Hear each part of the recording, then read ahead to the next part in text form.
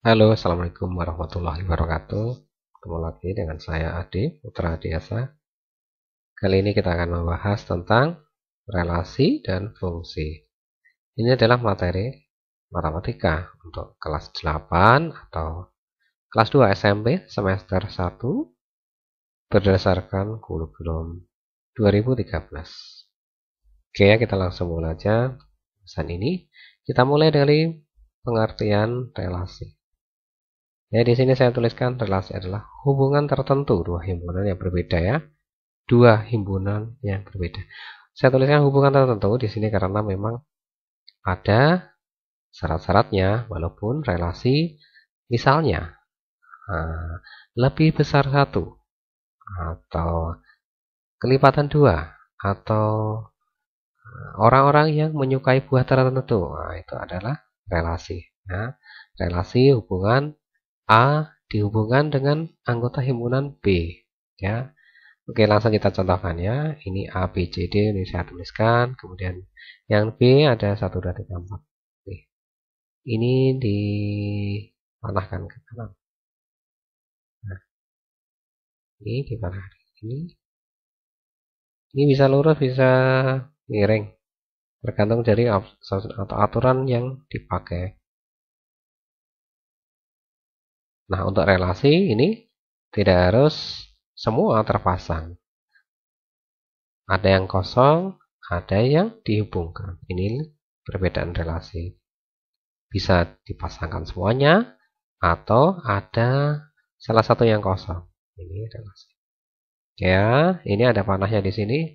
Kita tuliskan panahnya. Nah, di sini.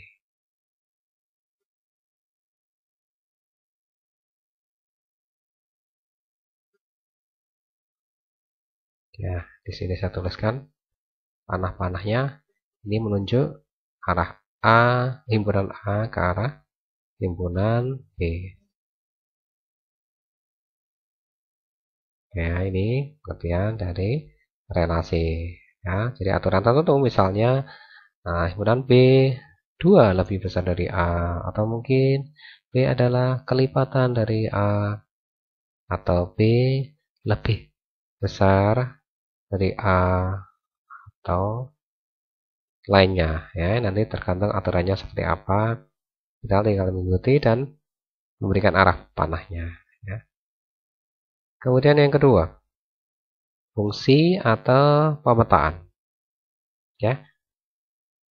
Ini adalah definisinya, memasangkan setiap saya garis besar, setiap anggota himpunan pertama dengan tepat ke satu saja anggota himpunan kedua ya. Artinya kita masukkan ya di dalam penggunaan di sini. Oke, yang tadi kita hapus dulu ya.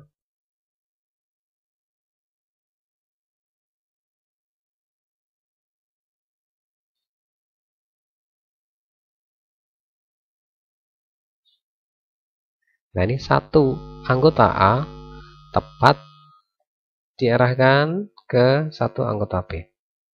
Misalnya ini ya, A kita arahkan ke 1.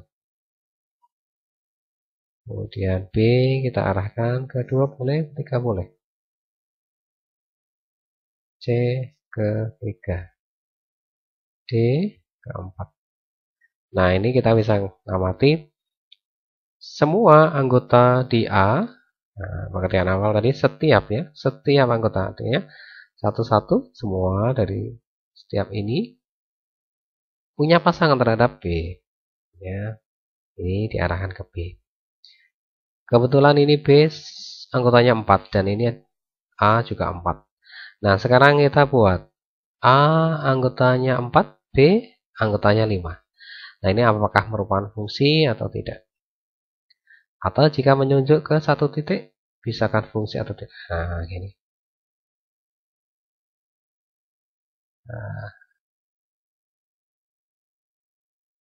Nah, ini ternyata B tersisa 1. Yang kosong ya, 3 saya berikan kosong. Ini masih masuk definisi awal bahwa setiap anggota himpunan pertama dengan tepat ke satu saja anggota himpunan kedua. Ini tidak bermasalah, B masih ada titik angka 3 yang kosong. Ini masih kategori fungsi ya. Ya, yang penting A terpenuhi untuk diarahkan ke B. Itu sudah memenuhi fungsi ya. Kemudian ini lain lagi ya. Jika bertumpang tindih seperti ini ya. Jika 1 di range atau daerah hasil untuk B, ini ditunjuk juga oleh B ya. Padahal tadi sudah ditunjuk oleh A. Apakah kondisi ini juga termasuk fungsi?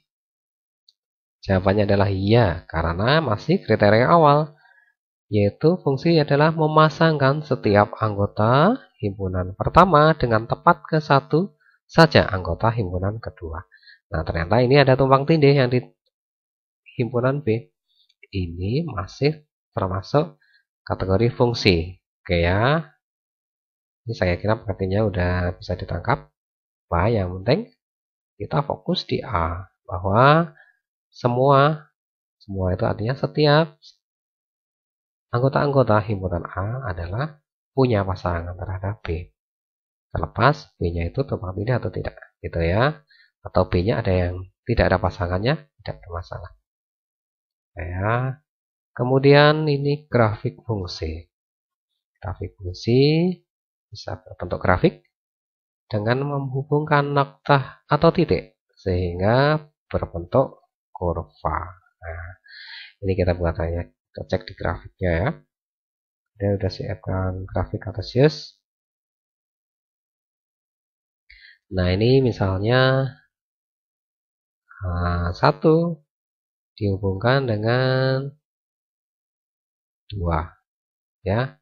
Setiap kita membaca grafik Cartesius himpunan A, ini kita asumsikan sebagai absis ya. Kemudian himpunan kedua kita asumsikan sebagai ordinat. Ya, itu cara membaca grafik. Ya, ini saya buat 2, yaitu titik atau noktah A dan noktah B. Jika range-nya hanya ada 2 dan domainnya juga hanya 2, maka cukup kita tuliskan ini. Tapi jika domainnya adalah semua bilangan X atau absis, maka bisa kita rangkaikan menjadi garis tak terhingga ya. Garis A dan B bisa kita hubungkan seperti ini. Nah, ini juga bisa menerus ke kanan atau ke kiri tak terhingga. Ya, ini kurva itu artinya setiap titik-titik, tidak hanya poin absis 1 dan 2, tetapi di antaranya. Nah, ini semua anggota di antaranya jika masuk itu.